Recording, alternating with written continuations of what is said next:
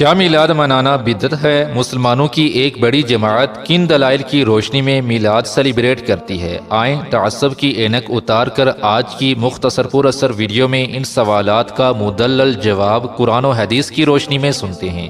جشن میلاد النبی صلی اللہ علیہ وآلہ وسلم ایک خوشی کا دن ہے جو اکثر مسلمان سیلیبریٹ کرتے ہیں۔ یہ دن مسلمان ہر سال اپنے نبی صلی اللہ علیہ وآلہ وسلم کی ولادت کی مناسبت سے مناتے ہیں۔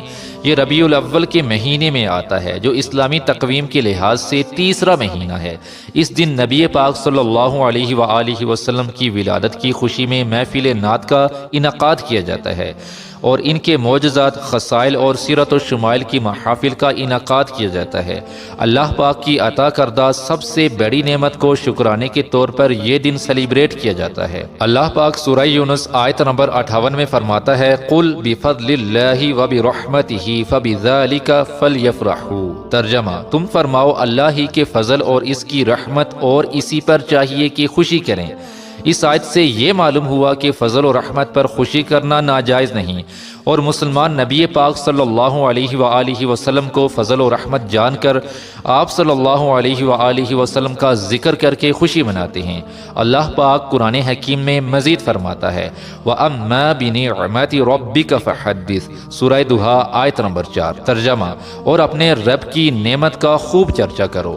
ان آیات سے معلوم ہوا کہ میلاد سیلیبریٹ کرنا منع نہیں، کیونکہ نبی پاک صلی اللہ علیہ وآلہ وسلم ہم پر اللہ کی ایک عظیم ترین نعمت ہیں، اور نعمت خداوندی کا چرچا کرنا بلا کراہت جائز ہے۔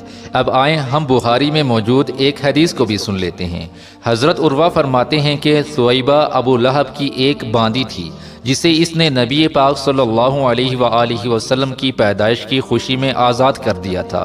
اس نے حضور صلی اللہ علیہ وآلہ وسلم کو دودھ بھی پلایا۔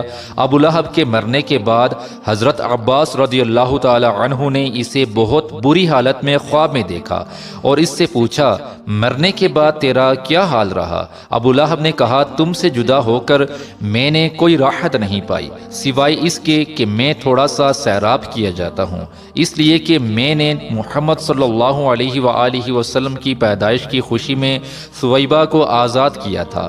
اب آپ خود سوچیں کہ ابو لہب وہ کافر تھا کہ جس کی مذمت میں پوری سورہ لہب نازل ہوئی۔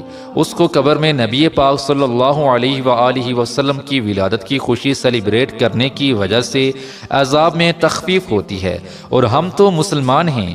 اگر ولادت کی خوشی میں ہم یہ دن چاہے جس طرح بھی شریعت کے دائرے میں رہتے ہوئے مناتے ہیں تو کیا اللہ کی رحمت ہم پر نازل نہ ہوگی؟ ضرور نازل ہوگی، لیکن اس ویڈیو کو آڑ بنا کر کسی مسلمان بھائی کو گستاخ رسول، کافر یا مرتد کہنے کی ہرگز کوشش نہ کی جائے۔ کوئی بھی مسلمان جو ہمارے مسلک سے تعلق نہیں رکھتا اس کو مسلمان ہی سمجھے۔ ہر مسلمان اپنی جگہ اپنے علم کے مطابق درست ہے، اس سے اس کے علم کے مطابق حساب لیا جائے گا۔ ہم کون ہوتے ہیں کسی کو جہنمی کہنے والے؟ یہ اختیار اللہ کی ذات کو حاصل ہے۔ آپ اگر میلاد منا رہے ہیں تو آپ اللہ اور اس کے رسول کی ذات پر کوئی احسان نہیں کر رہے۔ ہاں، اگر آپ کو یہ عمل کرنے کے بعد دوسرا کوئی بھی مسلمان نظر نہیں آئے یا آپ کو دوسرا مسلمان بھائی کمتر محسوس ہونے لگے تو سمجھ جانا کہ آپ کا یہ میلاد قبول ہی نہ ہوا۔ اپنے اشعار میں کسی مسلمان بھائی کو ابلیس کہنا آپ کے ابلیس ہونے کے لیے کافی ہے، کیونکہ کوئی بھی اللہ کے نبی سے نفرت نہیں کرتا۔ اپنے اختلاف کو دوسروں پر مسلط کرنے کی کوشش نہ کریں۔ اختلاف کا حق ہر ایک کو ہے۔ خود کو صحیح راہ پر سمجھنا اور دوسروں کو گمراہ کہنا یہ کہاں کا دین ہے؟ جب آپ تعصب کی اینک اتاریں گے تب آپ کو دین اسلام کی صحیح سمجھ آئے گی، ورنہ آپ کو اپنے مسلک کے مسلمانوں کے سوا دوسرا کوئی بھی اس دنیا میں مسلمان نظر نہیں آئے گا۔ عمل سے بنتی ہے جنت بھی جہنم بھی، یہ خاکی اپنی فطرت میں نہ نوری ہے نہ ناری ہے۔